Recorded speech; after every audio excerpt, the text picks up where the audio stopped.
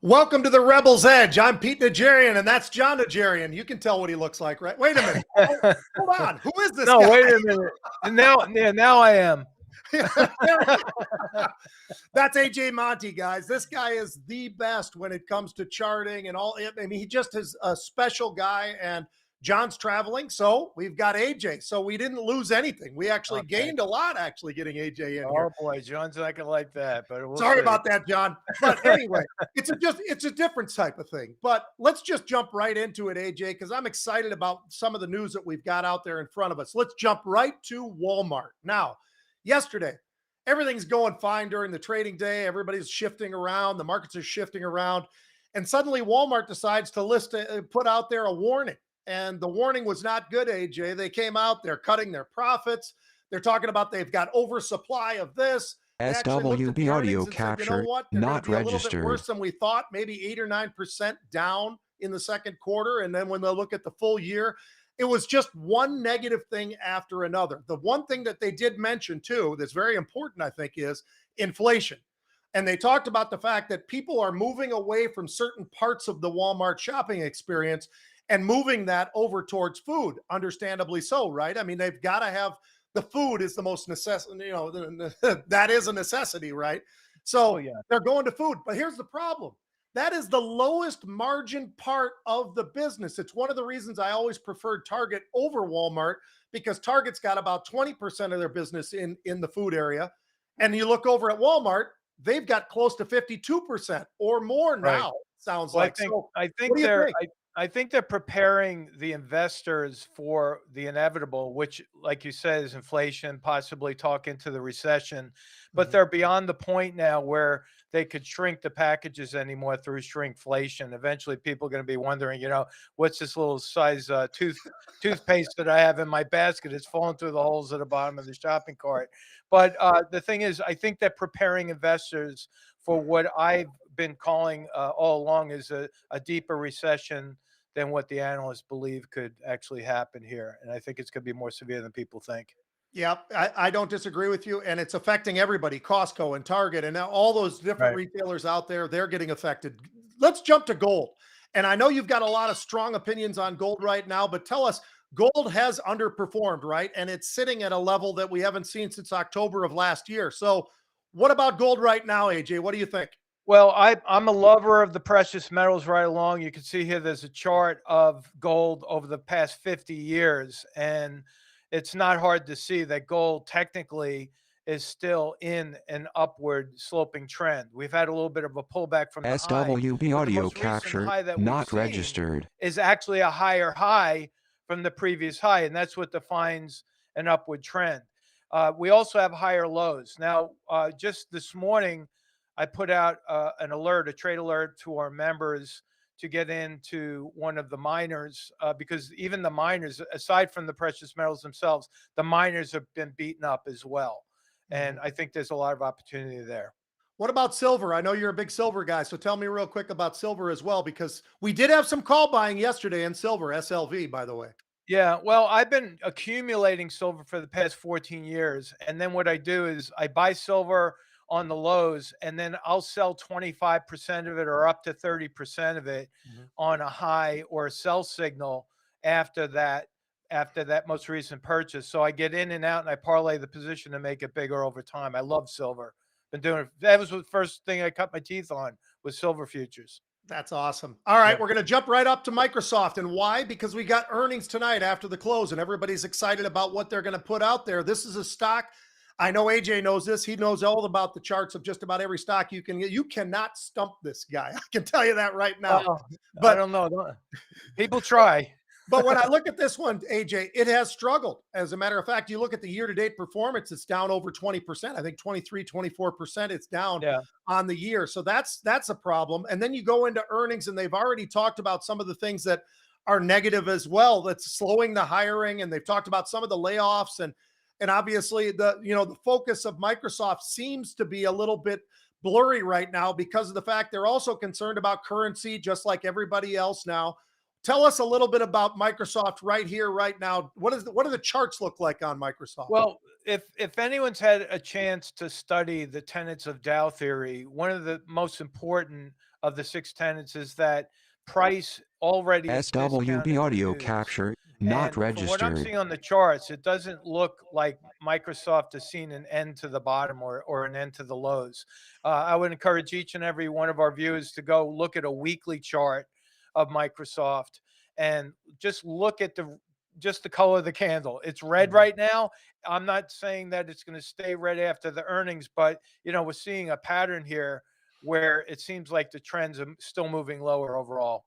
Yeah, it's tough. I love it. I've been in this name since they actually put Satya Nadella in the position as CEO, but it has not performed very well of late. There's no doubt about that. You know what is performing?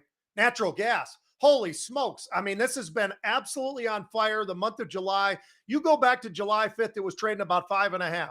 Today, we got all the way well up and over that $9 area. So tell us, AJ, in the commodities world right now, when you look at nat gas and you look at what's been going on with oil, crude, of course, what are you seeing right now?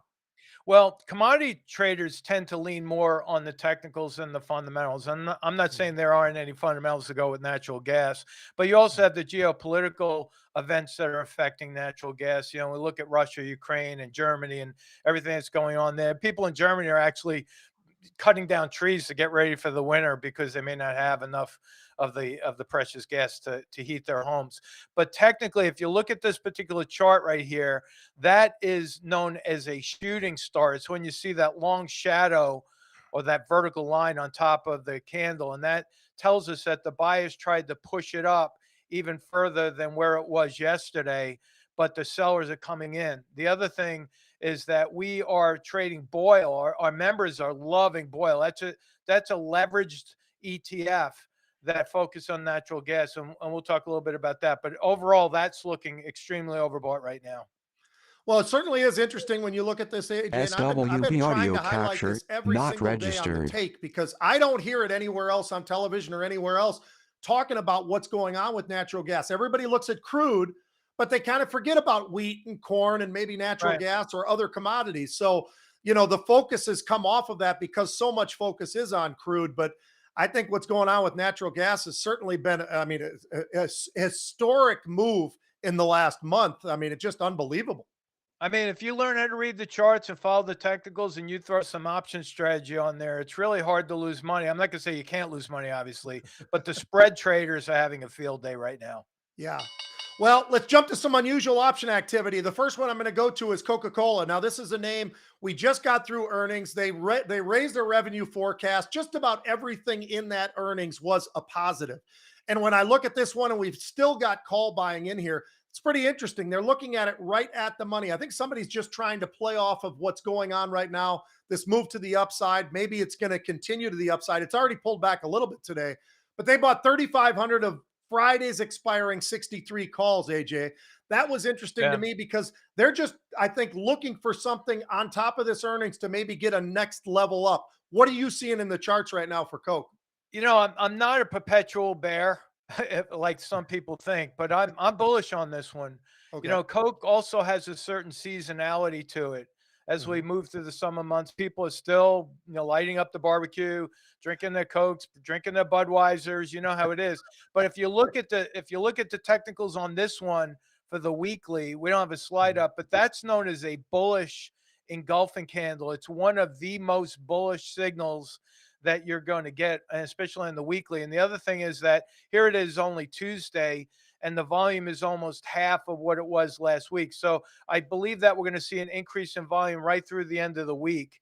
And that added push in volume could get Coke up to the higher levels. So whoever bought those options, I think they're paying very close attention to what's going on with supply and demand here. I think that's a great call. Well, and I'll tell you what, we're going to jump to the next one because I love the healthcare area. It's one of the picks that I had at the very beginning of the year with the guys on television. And it's really worked out well for me because I've been leading in that little challenge that they've got out there because of the fact that healthcare has worked for me. But we're seeing some option activity in the XBI. So now here we're going to biotech and that spider for biotech. And it's interesting, AJ, because they're looking for a really sharp move in a fairly short period of time. They're about 5,000 of the August 5th expiring 86 calls. Now that's with the XBI trading just below 81. So what do you see in here, AJ? Because I think it's pretty interesting. Is this able to make that kind of a move over a very short time frame? Because they're looking for that to happen in 2 weeks. Well, you invited me here as a guest substitute for John, but I'm going to put my neck on the line on this one. I'm going to put a high-end target by the end of the summer, possibly middle of fall, up there around 96 on this one. I think I'm going to put a price target on 96. So, hold me to that, and maybe we'll check back at a later date to see if we hit that target, but I'm still bullish on that one. Yeah. All right. I love it. I love it. Matter of fact, it makes me a little bit more encouraged about this 2-week run, even maybe. So we'll see. We'll see what happens in the short term too.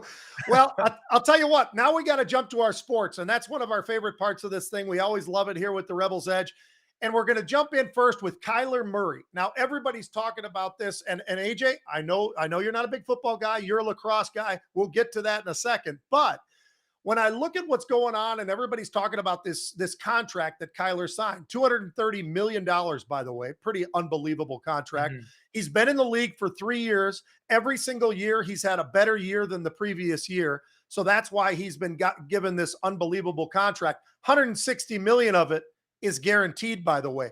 But the interesting part about the contract, AJ, is this. He's got a clause in there where he has to study hall clause. He's got to watch 4 hours of game film or film each week to be able to absolutely hit all of the different areas of the clauses that are in here. 4 hours. That is not a whole lot of time. So why would they put something like that in there for your leader, your quarterback, the guy who everybody's looking for? What would you guess? Because you've coached, you've been around sports, so tell me.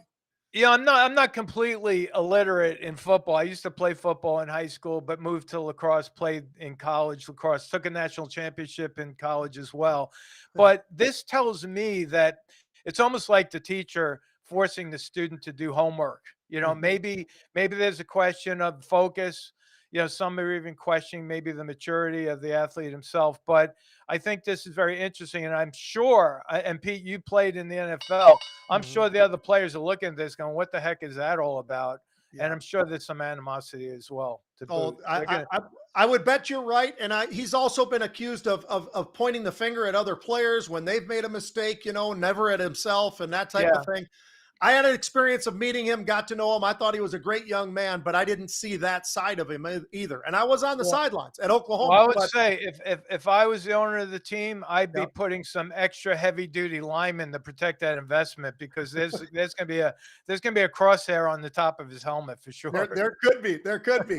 Well, now we got to check. We're going to go right into my world and your world. It's going to mesh together with this one because there's a great young man out there. You talk about integrity. You talk about a guy with discipline, which is something we were just talking about. Is Kyler Murray disciplined enough?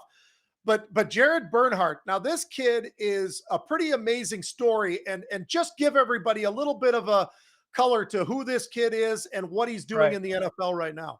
Well, I coached with Jared's dad, Jim Bernhardt, who's recently passed from cancer, unfortunately. But Jim, not only was he a lacrosse coach, but he coached at Penn State, coached football. He coached for the Texans, and his whole family, his boys. He has 3 boys: Jared, Jake, and Jesse. Jake and Jesse are professional lacrosse players who each coach as well.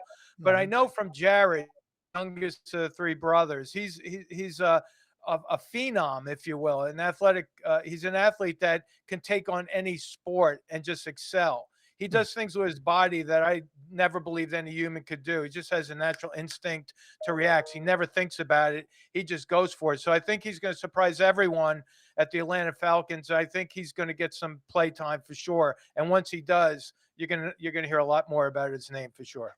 And here's a little bit more about him. So the guy comes from lacrosse. He decides he wants to play quarterback somewhere. He goes to Ferris State, and all he does is 1 year after COVID, COVID, no less. Yeah. And then he gets nominated for the best player in Division II football. I mean, that's pretty extraordinary. Oh, and by the way, while he was playing lacrosse, well, he's the Heisman Trophy, same type of equivalent deal. Equivalent.